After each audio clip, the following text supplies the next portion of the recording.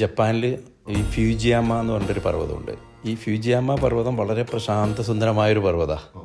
പക്ഷെ അതിനകത്ത് തിളച്ചു മറിയുന്ന ഒരു ലാവുണ്ട് എന്ന് പറഞ്ഞാൽ അത് ഏത് സമയത്തും ഒരു അഗ്നിപർവ്വതമായിട്ട് മാറാം.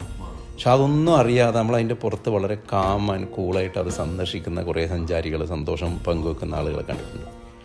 ഇനിയൊക്കെ ചിലപ്പോൾ ഒരു പക്ഷേ നമുക്ക് വയനാട് പോകുമ്പോൾ ഈ ഒരു വല്ലാത്തൊരു ഭീകരത, അത് മാത്രമല്ല എനിക്ക് തോന്നുന്നത് ഇങ്ങനെ ഒരു ആപത്ത് വരുമ്പോൾ ആ കാടിൻ്റെ മക്കൾ, അത് മൃഗമാവാം അല്ലെങ്കിൽ മനുഷ്യരാവാം പക്ഷികളാവാം, അവരൊക്കെ ഒന്നായി നിന്നു എന്നുള്ളതാണ്. ഒരു അമ്മയുടെ ഇത് കേട്ടില്ലേ നിങ്ങൾ? ഞങ്ങൾ ഓടിച്ചെന്നപ്പം അവിടെ ഒരു കൊമ്പൻ നിൽക്കുന്നു.